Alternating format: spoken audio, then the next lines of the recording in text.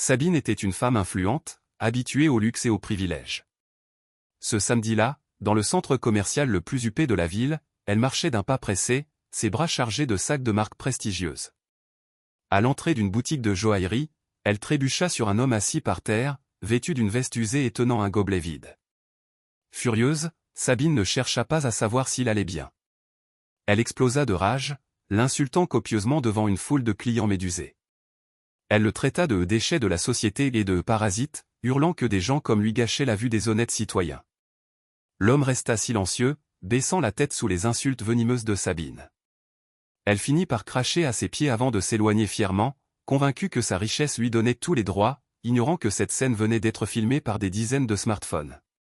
L'incident devint viral en moins d'une heure.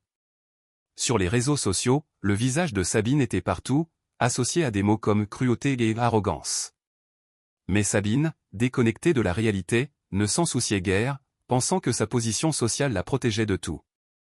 Le soir même, elle se préparait pour le gala de charité le plus prestigieux de l'année, une soirée où elle espérait obtenir un contrat de partenariat massif pour son agence de communication. Elle portait une robe sur mesure et des bijoux étincelants, impatiente de briller sous les projecteurs. Cependant, en arrivant devant la salle de réception, elle remarqua un silence inhabituel.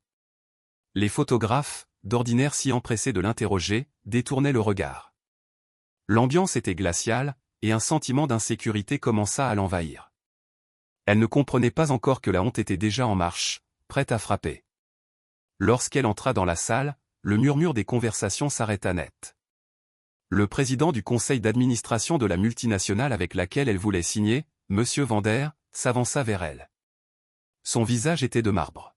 « Madame, votre comportement de cet après-midi est parvenu jusqu'à nos oreilles, dit-il froidement. Sabine tenta de rire, minimisant l'incident comme une simple altercation avec un vagabond agressif. C'est alors que M. Vander projeta la vidéo de l'agression sur l'écran géant du gala. Toute l'assemblée vit Sabine hurler des horreurs à un homme qui n'avait rien fait. Mais le choc fut encore plus grand quand Vander révéla l'identité de l'homme. « Cet homme que vous avez humilié n'est pas un mendiant. C'est mon frère, Marc, un ancien chirurgien qui vit ainsi par choix pour une mission humanitaire. » La salle fut plongée dans une stupeur totale. Marc Vander n'était pas pauvre par échec, mais par conviction, il consacrait sa fortune et son temps à vivre parmi les plus démunis pour comprendre leurs besoins réels et financer des cliniques gratuites. Sabine sentit la terre se dérober sous ses pieds. La honte l'envahit d'un coup, une chaleur brûlante qui lui fit monter les larmes aux yeux. Elle, qui se croyait supérieure, venait d'insulter l'un des plus grands philanthropes du pays devant l'élite entière. Monsieur Vander lui demanda de quitter les lieux immédiatement, ajoutant que tout leur contrat était résilié. En quelques minutes, sa réputation, sa carrière et sa fierté s'effondrèrent comme un château de cartes.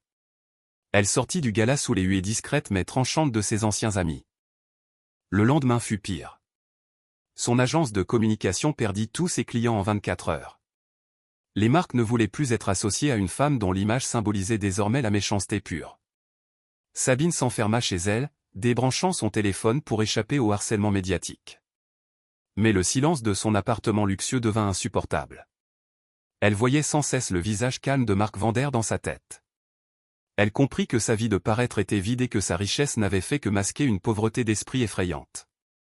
La honte n'était pas seulement publique, elle était devenue intérieure. Elle réalisa qu'elle avait besoin de rédemption, non pas pour sauver ses affaires, mais pour sauver son âme d'une amertume qui la rongeait depuis trop longtemps. Poussée par un élan qu'elle ne s'expliquait pas, Sabine décida de retrouver Marc. Elle le chercha pendant 3 jours dans les quartiers les plus sombres de la ville, là où elle n'aurait jamais osé mettre les pieds auparavant. Elle le trouva finalement dans une soupe populaire, servant des repas avec la même veste usée.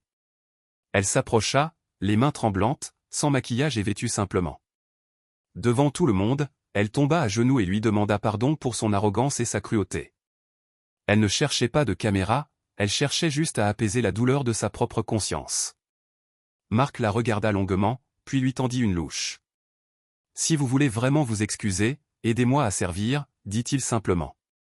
Sabine passa les 6 mois suivants à travailler bénévolement dans l'ombre. Elle vendit sa voiture de luxe et son appartement prestigieux pour financer l'un des projets de Marc. Elle apprit à regarder les gens dans les yeux, à écouter leurs histoires et à comprendre que la dignité ne dépend pas du solde bancaire. La honte qui l'avait frappée au gala était devenue le moteur de sa transformation.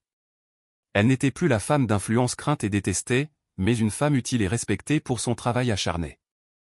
Marc devint son mentor, lui apprenant que la véritable richesse est celle que l'on donne, pas celle que l'on exhibe. Elle avait tout perdu, mais elle avait enfin trouvé un sens à sa vie. L'histoire de Sabine fit à nouveau le tour des réseaux sociaux, mais cette fois pour de bonnes raisons. On l'appelait la repentie. Cependant, Sabine ne cherchait plus la gloire. Elle fuyait les interviews, préférant l'anonymat des maraudes nocturnes. La leçon avait été brutale, mais nécessaire.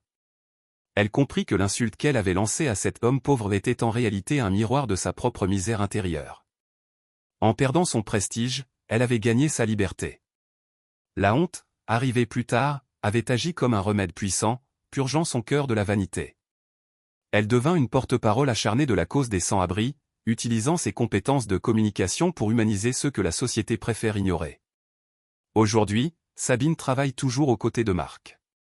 Ils ont ouvert ensemble une chaîne de centres de réhabilitation où le respect est la règle d'or. Elle repense souvent à ce samedi au centre commercial comme au jour le plus important de sa vie. Sans cette humiliation publique, elle serait restée une femme superficielle et méchante. La honte a été son salut. Elle a appris que personne n'est au-dessus de personne et que le mépris est un poison qui finit toujours par se retourner contre celui qui le distille. Sa vie est désormais remplie de rencontres authentiques et de sourires sincères, des trésors qu'elle n'aurait jamais pu s'offrir avec tout l'or du monde. En conclusion, l'histoire de Sabine nous rappelle que nos paroles et nos actes définissent qui nous sommes bien plus que nos possessions. Elle a insulté un homme qu'elle pensait faible, sans savoir qu'il était le plus fort d'entre eux. La honte qui l'a frappée a été le début d'un voyage vers la véritable humanité. Ne jugez jamais quelqu'un sur son apparence, car derrière chaque visage fatigué peut se cacher un maître ou un sauveur.